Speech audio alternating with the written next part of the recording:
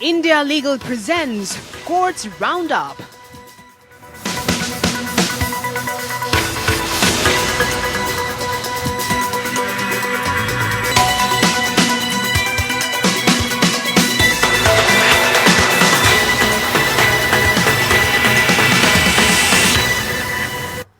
नमस्कार, मैं हूं आपके साथ पूजा कवियागोमा। कोर्ट्स राउंडअप में आप सभी का स्वागत है। इस बुलेटिन में अगले आधे घंटे हम आपको कोर्ट से जुड़ी तमाम छोटी बड़ी खबरों से रूबरू करवाएंगे। कोर्ट की कार्यवाही और सुप्रीम कोर्ट से लेकर हाई कोर्ट और लोअर कोर्ट तक के फैसलों को आपके सामने रखेंगे। आगे बढ़ने से पहले डाल लेते एक नजर हेडलाइंस पर। 19वें डीपी कोहली मेमोरियल लेक्चर में सीजीआई रमन्ना ने लोकतंत्र में जांच एजेंसियों की भूमिका और जिम्मेदारी पर रखे बेबाक विचार। निष्पक्ष जांच पर दिया जोर, कहा सभी जांच एजेंसियां एक संस्था के अंदर करे काम।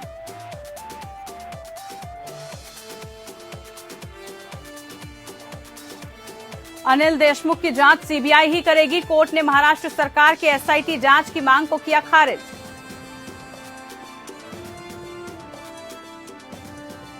दिल्ली के मुख्यमंत्री अरविंद केजरीवाल के आवास की दिल्ली हाईकोर्ट ने की निंदा। दिल्ली पुलिस से 2 हफ्ते में मांगी स्टेटस रिपोर्ट। घटना से जुड़े सभी सीसीटीवी फुटेज सुरक्षित रखने का आदेश। रमजान में निजामुद्दीन मरकज खोलने की दिल्ली पुलिस ने दी सहमति। दिल्ली हाईकोर्ट में कहा प्रबंधकों को तय नियमों और शर्तों को मानना होगा।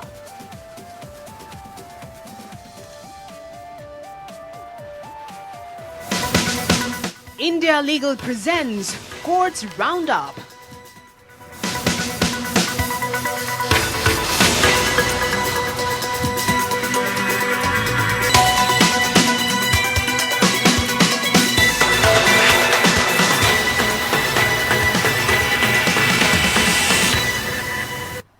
महाराष्ट्र के पूर्व गृह मंत्री अनिल देशमुख की जांच के मामले में राज्य सरकार को मायूसी हाथ लगी है। शुक्रवार को सुप्रीम कोर्ट ने महाराष्ट्र सरकार की जांच को ट्रांसफर करने के अनुरोध को खारिज कर दिया है और कहा कि हम इस मामले को छुएंगे भी नहीं, यानी कि जांच सीबीआई ही करेगी। राज्य सरकार ने शीर्ष न्यायालय से मामले की जांच को सीबीआई से लेकर कोर्ट की निगरानी में एसआईटी को सौंपने की मांग की थी।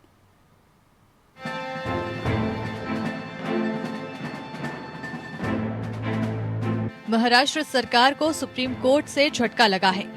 महाराष्ट्र के पूर्व गृह मंत्री अनिल देशमुख के खिलाफ सीबीआई से जांच नहीं कराए जाने वाली राज्य सरकार की याचिका को खारिज कर दिया है। महाराष्ट्र सरकार ने सुप्रीम कोर्ट से मांग की थी कि एसआईटी बनाकर जांच उसे सौंपी जाए।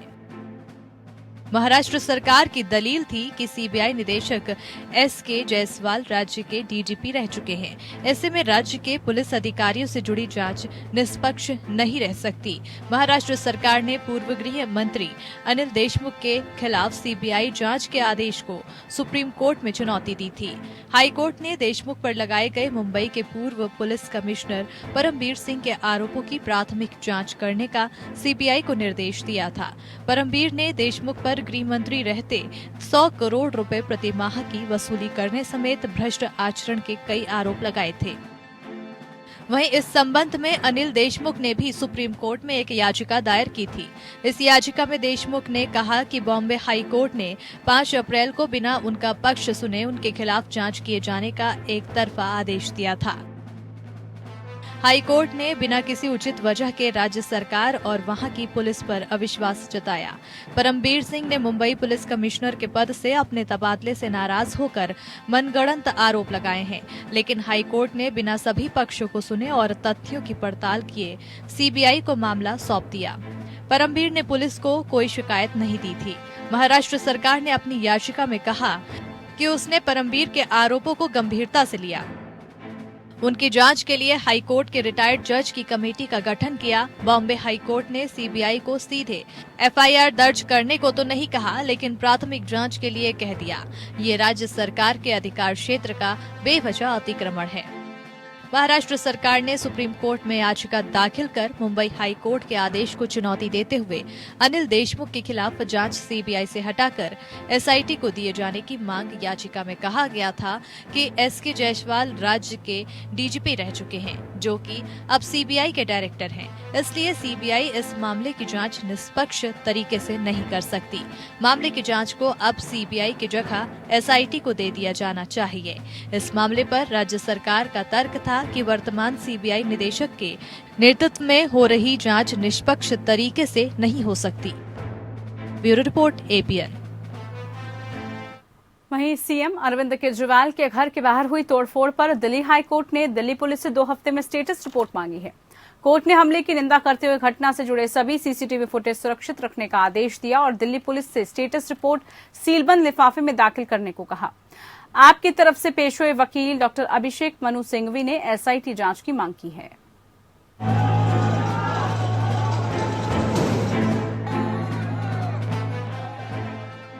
दिल्ली हाई कोर्ट ने दिल्ली के मुख्यमंत्री अरविंद केजरीवाल के आवास पर हमला और तोड़फोड़ के मामले में आप विधायक सौरभ भारद्वाज की याचिका पर सुनवाई की।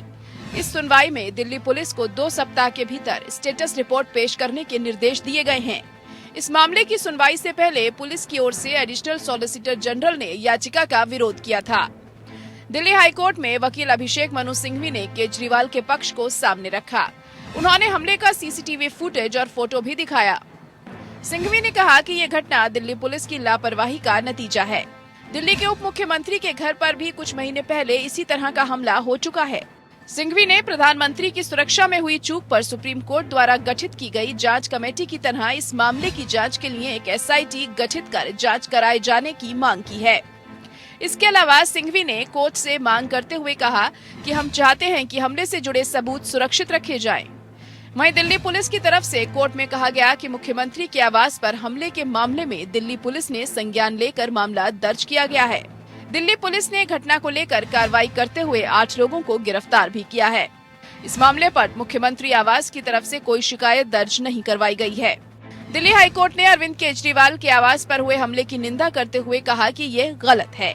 हमने वीडियो में देखा है कैसे पब्लिक प्रॉपर्टी को नुकसान पहुंचाया गया है। कोर्ट ने भी चिंता जाहिर करते हुए कहा कि ये किसी आम आदमी पर हमले की बात नहीं है, ये प्रदेश के मुख्यमंत्री के आवास पर हमले की बात है। केंद्र सरकार की तरफ से कहा गया कि दिल्ली पुलिस ने तुरंत एक्शन लेते हुए कार्रवाई की। इस मामले में होने वाली सभी कार्रवाई को लेकर दिल्ली पुलिस पूरी तरह से गंभीरता से काम कर रही है। Additional solicitor general Sanjay Jain ने याचिका का विरोध किया। संजय जैन ने कहा कि इस पर गृह मंत्रालय और पुलिस की एक बैठक भी हुई है। दिल्ली पुलिस ने इस मामले में स्वयं ही संज्ञान लेते हुए प्राथमिकी दर्ज की है, लेकिन इस मामले में दिल्ली के मुख्यमंत्री कार्यालय ने कोई शिकायत नहीं की। दिल्ली हाई कोर्ट ने दिल्ली पुलिस को नोटिस जारी कर जवाब दाखिल करने को कहा है। कोर्ट ने इस घटना से जुड़े सभी सीसीटीवी फुटेज सुरक्षित रखने का आदेश दिया है। साथ ही इस मामले पर दिल्ली पुलिस से स्टेटस रिपोर्ट सील बंद लिफाफे में दाखिल करने को भी कहा है। दिल्ली हाई कोर्ट इस मामले पर अब अगली सुनवाई 25 अप्रैल को करेगा। Bureau report. तो वहीं दिल्ली पुलिस ने रमजान के महीने में निजामुद्दीन मरकज में बनी मस्जिद खोलने पर सहमति प्रदान की है। पुलिस ने हाईकोर्ट के समक्ष पेश जवाब में कहा कि प्रबंधकों को शब-ए बारात के लिए 16 मार्च को अदालत की ओर से तय किए गए नियमों और शर्तों को मानना होगा। दिल्ली पुलिस ने कहा कि मरकज प्रबंधन को प्रवेश और निकास गेट के अलावा हर मंजिल की सीढ़ियों पर दोबारा सीसीटीवी लगाने को कहा गया है। पुलिस ने प्रबंधन को आदेश दिया कि विदेशी श्रद्धालुओं के जारी नियमों को प्रवेश द्वार के नोटिस बोर्ड पर लगाया जाए। कोरोना नियमों के कथित उल्लंघन को लेकर करीब 2 साल तक बंद रहे मरकज को हाईकोर्ट ने 16 अक्टूबर को शब-ए बारात पर श्रद्धालुओं की संख्या पर लगी सीमा को हटा दिया था। इससे पहले पुलिस ने कहा था कि हर मंजिल पर अधिकतम 100 लोग ही मौजूद रह सकते हैं। वक्फ ने नियमों में ढील की मांग की थी। उच्च न्यायालय ने 16 मार्च को दिए आदेश में शब-ए बारात के मद्देनजर निजामुद्दीन मरकज में मस्जिद को फिर से खोलने की अनुमति प्रदान कर दी थी। अदालत ने इसके लिए मस्जिद प्रशासन को कई शर्तों का पालन करने का निर्देश दिया था। अदालत ने याचिकाकर्ता को रमजान के लिए भी मस्जिद खोलने के लिए थाना अध्यक्ष के समक्ष नए सिरे से आवेदन करने को कहा गया है। दिल्ली वक्फ बोर्ड ने शब-ए बारात और रमजान के आगामी त्योहारों के मद्देनजर मस्जिद को पूरी तरह से फिर से खोलने की मांग करते हुए अदालत के समक्ष याचिका दायर की थी। उन्होंने पुलिस को सुरक्षा के इंतजाम करने के साथ ही श्रद्धालुओं के लिए स्वच्छ पेयजल, शौचालय आदि का समुचित प्रबंध करने का आदेश दिया। हालांकि अभी विस्तृत आदेश नहीं मिला है। दिल्ली हाईकोर्ट ने बलात्कार के आरोपों से जुड़े एक मामले में शहर की पुलिस द्वारा की गई जांच में एक गंभीर गलती देखते हुए इस सप्ताह पुलिस उपायुक्त पश्चिम जिले को 3 सप्ताह की अवधि के भीतर एक व्यक्तिगत हलफनामा दायर करने का निर्देश दिया। जस्टिस चंद्रधारी सिंह ने कहा कि अभियोजन पक्ष के बयान में स्पष्ट रूप से कहा गया है कि उसके साथ बलात्कार किया गया। आरोपी व्यक्ति के द्वारा उसकी तस्वीरें और वीडियो बनाए गए। अदालत ने कहा, अभियोक्ता के बयान पर गौर करने के बाद और पक्षकारों के वकील द्वारा प्रस्तुत प्रस्तुतियों पर विचार करने के बाद इस न्यायालय ने कहा कि जांच में गंभीर गलती है। पुलिस विभाग जांच एजेंसी ने मामले की ठीक से जांच नहीं की है। इसमें महिलाओं के खिलाफ जघन्य अपराध, जहां अभियोजन पक्ष के बयान में स्पष्ट रूप से आरोप लगाया गया कि उसके साथ ही बलात्कार किया गया। याचिका में संबंधित एसएचओ को आरोपी व्यक्तियों को गिरफ्तार करने और आरोपी को कब्जे में मोबाइल फोन, इलेक्ट्रॉनिक उपकरण और तस्वीरें जैसे फिजिकल साक्ष्य एकत्र करने का निर्देश देने की भी मांग की गई है। एफआईआर दर्ज करने के एक दिन बाद सीआरपीसी की 164 के तहत दर्ज अभियोक्ता के बयान के अवलोकन पर अदालत ने पाया कि बलात्कार के अपराध के संबंध में आरोपी व्यक्ति के खिलाफ विशिष्ट आरोप है। कोर्ट ने कहा कि बयान में यह भी आरोप लगाया गया कि आरोपी ने अपने मोबाइल से कुछ तस्वीरें ली हैं। दूसरी ओर राज्य ने प्रस्तुत किया कि चार्जशीट दायर की गई है, लेकिन जांच अधिकारी द्वारा मोबाइल फोन बरामद या जब्त नहीं किया गया। यह भी कहा गया कि अभियोजन पक्ष के बयान में लगाए गए आरोपों के अनुसार एमएलसी की संचालन नहीं किया गया। अदालत ने अभियोक्ता के बयान पर गौर करते हुए कहा कि जांच में गंभीर चूक हुई है। मामले की सुनवाई अब 28 अप्रैल 2022 को होगी। विज्ञान भवन में आयोजित 19वीं डीपी कोहली मेमोरियल लेक्चर में सीजे रमन्ना ने अपने विचार बेबाक तरीके से रखे। विषय था लोकतंत्र जांच एजेंसियों की भूमिका और जिम्मेदारी। जस्टिस रमन्ना ने अपने संबोधन में निष्पक्ष जांच पर जोर दिया। सीजीआई रमन्ना ने सलाह दी कि सभी जांच एजेंसियां एक संस्था के अंदर काम करें। There is an immediate requirement for the creation of an independent umbrella institution for the investigating agencies, so as to bring various agencies like CBI, SFIO, ED, etc. under one roof. This body is required to be created under a statute, clearly defining its powers, functions and jurisdictions. Such a law will also lead to much needed legislative oversight. It is imperative for the organization to be headed by an independent and impartial authority to be appointed by a committee akin to the one which appoints the director of CBI. The head of the organization can be assisted by deputies who are specialists in different domains. This umbrella organization will end multiplicity of proceedings. A single instance these days gets investigated by multiple agencies, often leading to dilution of evidence, contradictions in depositions, prolonged incarnation of innocence. Reform of the police system is long overdue in our country. The Ministry of Home Affairs has itself recognized the glaring need of the same. In the status note on police reforms in India, I quote, "Police reforms has been on the agenda of government almost since independence, but even after more than 50 years, the police is seen as selectively efficient, unsympathetic to the underprivileged." वहीं दिल्ली के Lokayukta justice Harish Chandra Mishra हाल ही में पदभार उन्होंने संभाला है। APN संवाददाता विवेक चंदेल से बात करते हुए उन्होंने कहा कि लोकायुक्त के रूप में दिल्ली वासियों की सेवा का मौका मिला है। वो करप्शन पर जीरो टॉलरेंस की नीति के तहत काम करेंगे। झारखंड हाई कोर्ट के जज और अब जो दिल्ली के लोकायुक्त हुए हैं जस्टिस हरीश चंद्र मिश्र, वो आज हमारे साथ हैं। आज हम उनसे जानेंगे कि लोकायुक्त और जुडिशरी यानी कि जो झारखंड में रहे और उस वक्त जो जुडिशरी का काम किया और आज अब वो कार्यपालिका का हिस्सा है, अब देखना है कि इस मामले को यहाँ पे जब आ जाने के बाद जब वो देखते हैं कि न्यायपालिका और कार्यपालिका के बीच में क्या अंतर पड़ता है, इन सब मसलों पर उनसे बात करेंगे। उनसे कुछ पर्सनल चीज़ों पर भी बात करेंगे। हम उनसे बात करते हैं और जानने की कोशिश करते हैं कि उनका क्या अनुभव रहा है। सर, आपका एक कहा जाता है कि काफ़ी निर्भीक और साफ सुथरी छवि के जज आपको माने जाते थे और अब आपको यहाँ पे दिल्ली में लोकायुक्त नियुक्त किया गया है। आप कैसे लोकायुक्त के इस पद को कैसे देखते हैं? देखिए, जब मैं झारखंड में कार्य करता था और वहाँ से सेवानिवृत्त हुआ तो मैंने कभी सपने में भी ये नहीं सोचा था कि मुझे झारखंड से बाहर जाके इस तरह का कोई कार्य करना पड़ेगा। इसलिए जब ये एक ऑफ़र आया तो मैंने सोचा कि भगवान ने एक मौका दिया है दिल्ली के लोगों की सेवा करने का और मुझे इस मौके से चूकना नहीं चाहिए। अगर ये अपॉर्चुनिटी मिला है तो उसको एक्सेप्ट करना चाहिए। तो इसी तरह मैंने इसको एक्सेप्ट किया। सर, जैसा कि लोकपाल जो है वो करप्शन को लेके ही आया था और आपके हिसाब से अब करप्शन को आप कैसे देखते हैं?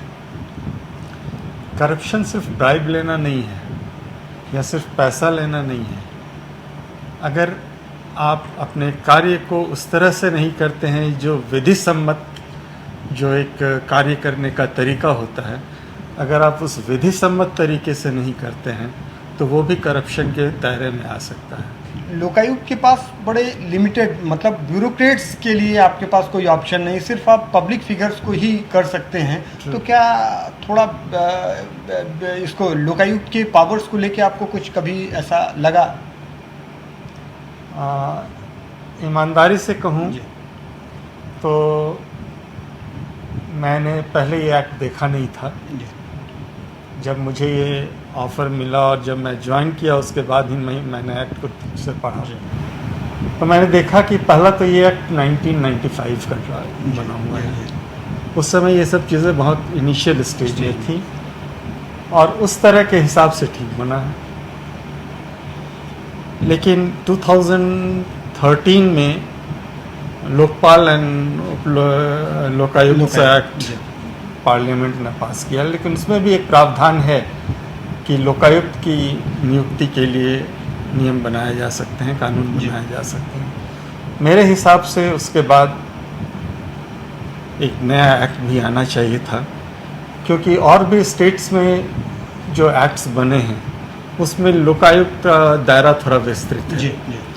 एक आम आदमी के लिए, जैसे जुडिशरी के पास होता है, जैसे हाई कोर्ट के आप जज रहे हैं तो आप सुओ मोटो ले सकते हैं, लेकिन क्या लोकायुक्त के पास कुछ ऐसी चीज़ों की गुंजाइश कहीं बचती है आपको कि आप उसमें सुओ मोटो ले सकें, या कुछ ऐसी चीज़ें जो आपके सामने दिख रही हैं उनको फाइंड आउट कर सकें, या उनके लिए कुछ? नहीं, सुओ मोटो तो लिया जा सकता है जी, अभी भी एक्ट में प्रावधान है, लेकिन इसके लिए हमें एक सशक्त और मजबूत इन्वेस्टिगेटिंग एजेंसी की ज़रूरत होगी जी, जो मेरे ख्याल से अभी दिल्ली लोकायुक्त में नहीं। उसकी थोड़ी कमी इसलिए है क्योंकि हमारे पास जो पोस्ट है लोकायुक्त ऑफिस में वो इंस्पेक्टर ऑफ पुलिस लेवल का एक पोस्ट है जी, और वो पोस्ट भी क्योंकि ये लोकायुक्त का पद ही बहुत दिनों से खाली था तो उस पद पर जो व्यक्ति पदस्थापित थे उन्हें वापस ले लिया गया है और अभी वो पद खाली है जी।